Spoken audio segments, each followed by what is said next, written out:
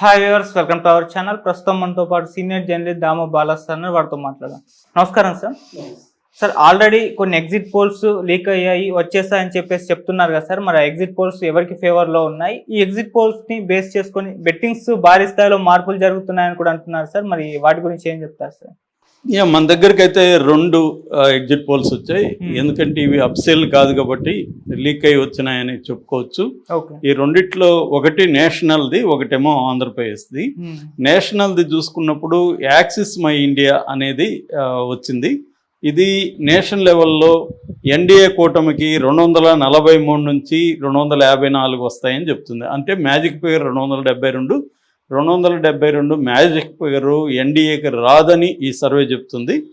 So ఈ సర్వేలోనే ఎన్డీఏలో మళ్ళీ డివైడ్ చేస్తే బీజేపీకి సొంతంగా 208 నుంచి 219 వరకు మాత్రమే బీజేపీకి వస్తాయనేది ఈ యాక్సిస్ సర్వే చెప్తుంది. అల్లీస్కేమో అంటే మిత్రపక్షాలకి 35 నుంచి 38 వస్తాయి అనేది ఈ సర్వే చెప్తుంది. ఎందుకంటే మనం మొన్న కూడా చెప్పుకున్నాం, మిత్రపక్షాలు స్ట్రాంగ్గా ఎవరు లేరు. తెలుగుదేశం ఒకటి, శివసేన, తర్వాత అక్కడ ఎన్సిపి, ఇవి తప్ప పెద్ద స్ట్రాంగ్ బలమైన మిత్రపక్షాలు ఎన్డీఏ కూటమిలో లేదు. సో అదొక ప్రాబ్లం. అందువల్ల అల్లీస్కి 35 నుంచి 38 వస్తాయని చెప్పింది. ఇక ఇండియా కూటమికి 232 నుంచి 242 వరకు వస్తుందని చెప్పింది. అంటే ఎన్డీఏ కూటమి కంటే ఇండియా కూటమికి ఒక 10 సీట్లు తగ్గచ్చు, కానీ ఇద్దరికి కూడా గవర్నమెంట్ ఫామ్ చేసే మెజార్టీ అయితే రాదు.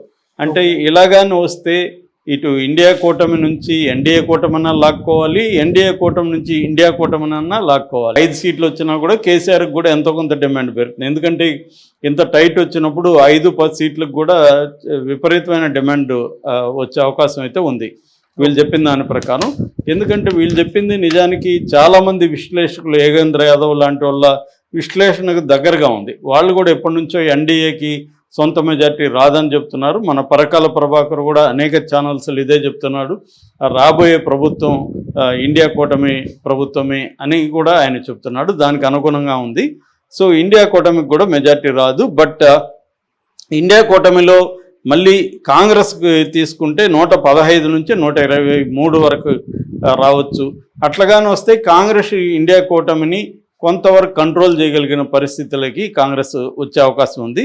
ఇక మిగతా మిత్రపక్షాలు 120 నుంచి 128 వరకు వచ్చే అవకాశం ఉంది. సో ఇది ఇప్పుడు చెప్తుంది.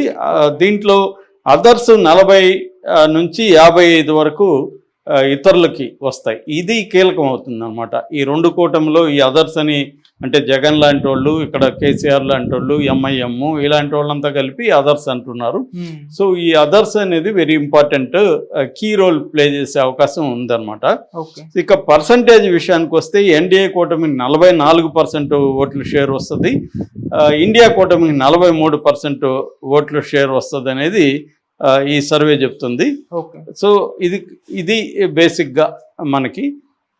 ఇక ఇదే సర్వే ఆంధ్రప్రదేశ్ స్టేట్ వైడ్ కూడా చెప్పింది. ఆంధ్రాకి సంబంధించి ఈ సర్వే ఏం చెప్తుందంటే 16 సీట్లు వైసీపీకి వస్తాయి, ఎంపీలు 16 వైసీపీకి వస్తాయి, 6 ఎన్డీఏ కూటమికి వస్తాయి, 7 ఎన్డీఏ కూటమికి వస్తుంది. సో మిగతా ఒక 3 వరకు వీళ్ళకి వస్తుంది, ఎవరికి కాంగ్రెస్కి వస్తుందని చెప్తుంది. అంటే 16, 7 ప్లస్ ఒక 2 మొత్తం ఇది. అంటే ఇక్కడ వీళ్ళు చెప్పే దాని ప్రకారం మనం లెక్కేసుకుంటే వైసీపీనే గవర్నమెంట్ ఫామ్ చేసే అవకాశం ఉంది. 16 ఎంపీలు వస్తున్నాయంటే ఖచ్చితంగా వైసీపీ అధికారంలోకి వస్తుంది. ఇక తెలంగాణలో తీసుకుంటే కాంగ్రెస్కి 9 సీట్లు వస్తాయని చెప్తుంది. ఎన్డీఏ కూటమి అంటే బీజేపీకి 4 సీట్లు వస్తాయని చెప్తుంది. బీఆర్ఎస్కి 3, ఎంఐఎంకి 1 వస్తుంది అనేది ఈ యాక్సిస్ సర్వే తెలంగాణకు సంబంధించి చెప్పింది. సో యాక్సిస్ సర్వే దాని ప్రకారం సెంట్రల్లో ఇటు ఇండియా కూటమికి ఇటు ఎన్డీఏ కూటమికి గవర్నమెంట్ ఫామ్ చేసే 272 మెజార్టీ ఎవరికి రాదు అనేది చెప్తుంది. సో వాళ్ళు దీనికి ఈ కూటమిలకు బయట ఉన్న ఈ 40 నుంచి 55 అయితే ఉందో అది కావాల్సి వస్తుంది వాళ్ళకి. సో అది బేసిక్గా. ఆంధ్రప్రదేశ్లో మాత్రం వైసీపీ అధికారంలోకి వస్తుంది అనేది యాక్సిస్ ఇండియా మై ఇండియా అనే సంస్థ చెబుతుంది. ఇక రెండవది ఆంధ్రప్రదేశ్కి సంబంధించి మనకు ఆరా మస్తాన్ వెరీ పాపులర్. ఆయన లాస్ట్ కూడా 2019లో కూడా వైసీపీకి 126 వరకు వస్తుంది అని చెప్పారు.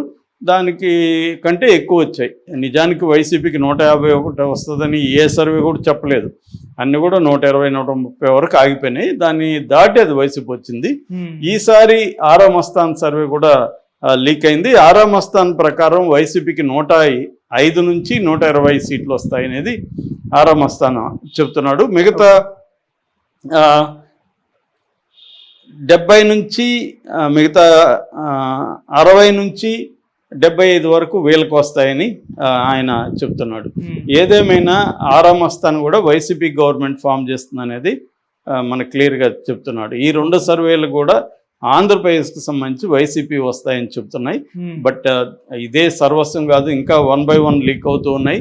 6:30 గంటలకు మాత్రమే అఫీషియల్గా బయటకు వస్తాయి. ఇవన్నీ ఏంటంటే బెట్టింగ్ బ్యాచ్ లీక్ చేస్తున్నారు. ఎందుకంటే బెట్టింగ్ బ్యాచ్ ఇప్పుడు ఇవి రాను వాళ్ళు బెట్టింగ్ స్టార్ట్ అనేది పెరుగుతుంది అనమాట. ఆల్రెడీ కోస్తాలో ఒక పొలిటికల్ లీడర్ 14 కోట్లు పెట్టాడని ఇందాకే ఒక వార్త చూశాను నేను. అట్లాగే హైదరాబాద్లో సాఫ్ట్వేర్ బ్యాచ్ విపరీతంగా బెట్టింగ్లో దిగారని చెప్తున్నారు. కోట్లు బెట్టింగ్ పెడుతున్నారు. సో 1కి 2, 1కి 3 కూడా నడుస్తుంది. ఇందాక కూడా ఒక హోటల్కి వెళ్తే అక్కడ వాళ్ళు మాట్లాడుకుంటున్నారు. ఆ ఓనర్స్ వాళ్ళు 1కి 3 పెట్టామని చెప్తున్నారు వాళ్ళు. సో వాళ్ళకి బ్రహ్మాండంగా వస్తుంది. మనం కొత్త బిజినెస్లు ఏం చేయాలి డిస్కస్ చేస్తున్నారు. సో దాదాపు 20,000 కోట్ల పైన ఆంధ్రప్రదేశ్లో మాత్రమే బెట్టింగ్లు నడుస్తున్నాయని చెప్తున్నారు. ఇందులో కూడా ప్రధానంగా రాజకీయ నాయకులే చేస్తున్నారు. ఎందుకంటే వాళ్ళతో టైఅప్ అయ్యే ఈ ఎగ్జిట్ పోల్స్ కూడా చేస్తున్నారు. అట్లాగే ఎగ్జిట్ పోల్స్ని కండక్ట్ చేస్తున్న వాళ్ళు కూడా 3-4 బెట్టింగ్లో దిగారని చెప్తున్నారు. అసలు బెట్టింగ్కి ఎగ్జిట్ పోల్స్కి కూడా అవినవ సంబంధం వచ్చేసింది. అసలు బెట్టింగ్ వాళ్ళే ఫైనాన్స్ చేస్తున్నారు ఎగ్జిట్ పోల్స్ను కూడా. అంటే ఎగ్జిట్ పోల్స్ని కండక్ట్ చేయడంలో ఎక్స్పర్టైజ్ సాధించిన వాళ్ళకి ఇవాళ బెట్టింగ్ల వల్ల కూడా డిమాండ్ పెరిగింది. బెట్టింగ్ల వల్ల డిమాండ్ పెరిగింది. అట్లాగే రాజకీయ నాయకులు కూడా డబ్బులు ఇచ్చి వాళ్ళ సర్వే రిపోర్టుని తెప్పించుకుంటున్నారు. ముందుగానే తెలిస్తే దాన్ని బట్టి వాళ్ళ వ్యూహాలను ప్లాన్ చేసుకోవడం కోసం.